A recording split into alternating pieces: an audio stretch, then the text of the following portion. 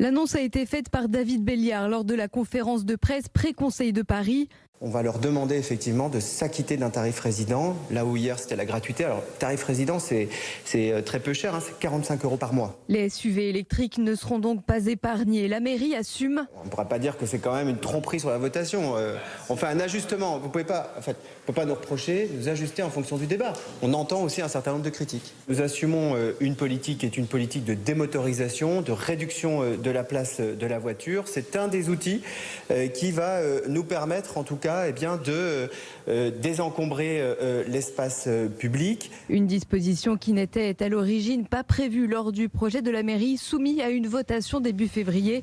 L'opposition s'offusque. La démocratie participative est instrumentalisée. Il n'en a jamais été question, non seulement il n'en a jamais été question, mais le contraire a même été dit. Une mesure paradoxale à l'heure où l'électrique est plébiscité. C'est insupportable. On peut se poser la question de savoir à quoi ça sert de faire un vote si on change les règles après le vote. Ça déjà c'est la première chose qui est choquante. Et puis la deuxième chose qui est choquante, c'est qu'il faut quand même savoir, c'est qu'on pousse les gens aujourd'hui à acheter de plus en plus de voitures électriques. Vous vous rendez compte qu'on leur donne des bonus écologiques et on commence à les sanctionner au niveau du stationnement et on sait très bien que ça ira plus loin avec d'autres sanctions bientôt. Les véhicules visiteurs hybrides et électriques de moins de 2 tonnes conserveront la gratuité.